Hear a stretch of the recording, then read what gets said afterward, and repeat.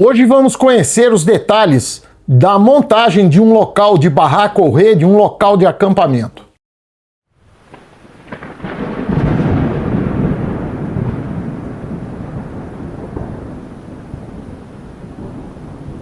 Vamos aprofundar um pouquinho no assunto montagem de acampamento, particularmente quando nós vamos montar uma barraca em algum local. Existem alguns detalhes que nós devemos tomar cuidado ou que nós devemos nos atentar para poder ter um acampamento tranquilo, ter uma estadia naquele local a melhor possível. Então vamos lá. A primeira preocupação é a presença da água. Nós não podemos estar tão longe da água que isso nos cause um transtorno, nem tão próximo à água que isso nos cause um risco. Quais são os riscos de estar próximo da água? Primeiro, se você estiver próximo a um rio, por exemplo, pode haver uma tromba d'água. Então, rio acima, se houver uma chuva muito grande, a água pode vir repentinamente, você nem viu a chuva, mas a água pode chegar repentinamente, subir o nível do rio e atingir o seu acampamento. Tem vários vídeos aí na internet a esse respeito, e nós já tivemos alguns acidentes, inclusive fatais, por causa disso. Então, pessoas que estavam ali brincando numa cachoeira e de repente vem uma quantidade de água muito grande, a pessoa não se atenta a essa necessidade de sair o mais rápido possível e é levado pela correnteza. Ou acampamentos que durante a noite são surpreendidos e são levados também pela correnteza. Então a água tem esse risco, que é a tromba d'água. Mas nós também temos o risco, por exemplo, na beira de um lago ou que seja na beira de um rio, da contaminação por insetos, ou seja, na selva amazônica, por exemplo, nós evitamos ficar muito próximo ao rio, principalmente de manhã cedo, ali 6 horas da manhã e no final da tarde, que é a hora que os mosquitos estão mais ativos e são aqueles mosquitos que vão trazer algumas doenças tropicais para nós. Então, a leishmaniose, a malária, oncocercose, então uma série de doenças ali, é só procurar na internet esses nomes bonitos aí, com exceção da malária, que todo mundo conhece, mas os outros não são muito conhecidos. Então são doenças tropicais que acontecem na beira do igarapé, como a gente chama, né? Um rio pequenininho ali, um igarapé, mas que podem nos atingir também aqui. Então, por exemplo, eu moro em Brasília, é um local endêmico para leishmaniose. Tá? Eu perdi 2 cachorros aqui na minha casa com leishmaniose. Tá? Então é importante que a gente tenha esse cuidado com a presença da água. Outra coisa, durante o dia eu vou fazer a minha alimentação, né, no acampamento ali. Vou preparar um local ali para fazer isso, ou que tenha fogueira, que tenha uma mesa improvisada para mim trabalhar, um local para mim lavar meus utensílios, uma cozinha improvisada, vamos dizer assim. Mas eu tenho que ter o cuidado de, ao final do dia, não pode ficar comida exposta. Qualquer restinho de comida vai juntar formiga, certo? Se eu tiver, por exemplo, outros mantimentos que estejam do lado de fora, isso vai atrair animais um pouco maiores. Então, qualquer resto de comida, qualquer cheiro de comida, os animais são atraídos. Por exemplo, aqui próximo à minha casa, nós temos uma pessoa aqui, um morador, que eu percebi que ele coloca o lixo orgânico na lata de lixo durante a noite. Qual a consequência disso? Todo dia de manhã, quando eu estou saindo para o trabalho, eu estou vendo ali uma coleção, uma família de coatis ali, entrando ali na lata de lixo dele, fazendo uma bagunça danada. Isso vai acontecer no acampamento, tá? Coati, macaco e até animais maiores, dependendo do tipo de comida que você deixar exposta.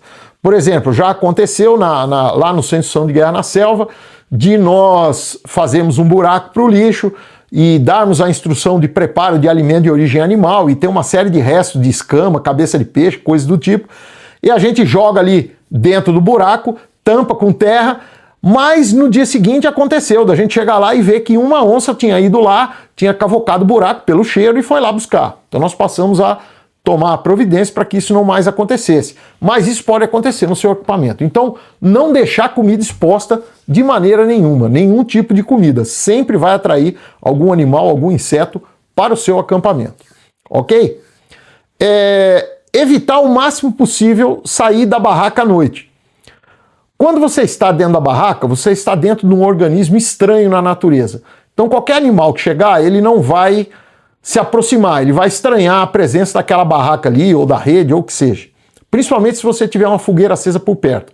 Aí o animal talvez nem se aproxime.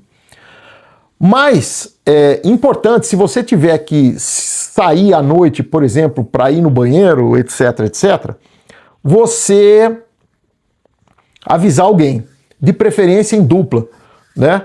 Evitar sair da barraca o máximo que puder. E sair à noite também o máximo que puder. Eu lembro que você pode, por exemplo, não é uma situação muito confortável, mas você pode levar uma garrafa PET e utilizar para urinar durante a noite, que é a maior complicação é a urina. Para as mulheres existem uma maneira de se fazer, existe um coletor de urina que a mulher usa e faz a urina direcionada, então ela pode também utilizar uma garrafa PET para isso, tá? Então tem para vender no mercado, é só uma questão de procurar e treinar a sua utilização. Muito bem. Então, não sair da barraca à noite. Então, água, comida exposta, não sair da barraca à noite. Sinalização. Sinalize seu acampamento. Então, se possível, marque com fita zebrada em volta aquela área que, entre aspas, passou a ser de sua propriedade ali para aquele período. Isso psicologicamente traz um conforto muito grande. Sinalize o local para ir até a beira do rio. Então, a partir de uma árvore, você amarra ali um fio de nylon, pode ser um fio de nylon de pescar mais grosso, e vai até a beira do rio, por exemplo, ou vai até a latrina, tá? Da sua barraca até a latrina, para se você tiver uma noite muito escura e você realmente for obrigado a sair da barraca, você não se perder, né? Então faça as sinalizações necessárias. E essas sinalizações podem ser, na realidade, um guia apenas. Então o fio de nylon não é visto à noite, nem de dia. Mas a fita zebrada é. Então se você estiver correndo algum risco de ser visto, você pode marcar a sua área com fita, com linha de pesca ou com cipó, por exemplo, que passa desapercebido para quem está olhando de longe, ok? Todas essas atividades, elas pedem, uma atividade de acampamento, ela pede que você tenha uma série de equipamentos. Atualmente, ao montar os nossos kits aqui, montar os nossos materiais de acampamento, eu consegui fazer uma parceria com a loja Forte Militar. O Forte Militar fica aqui em Brasília, você tem o contato aí na descrição do vídeo, e eles têm mais de 30 mil itens, uma grande quantidade são itens de acampamento. Passe lá no Forte Militar, eles inclusive podem mandar para todo o Brasil. Fale que você viu esse vídeo da Sobrevive e você vai conseguir um desconto lá, Forte Militar, ok? Prosseguindo. É interessante que o terreno onde você vai montar uma barraca, por exemplo, seja levemente inclinado, tá? Quando eu digo levemente inclinado, é o suficiente para a água escorrer, tá? E não empoçar. Então imagina você acordando de manhã, sua barraca está dentro de uma poça d'água. Provavelmente você estará molhado também. A não ser que você tome uma série de providências, mas você, para sair da barraca, vai ter problemas. Então vamos procurar o terreno levemente inclinado, de maneira que a água possa escorrer. Como a água está escorrendo, né? Para ela não entrar na sua barraca, o que você faz? Em volta da barraca, você cava uma vala e direciona essa água para ela prosseguir na descida.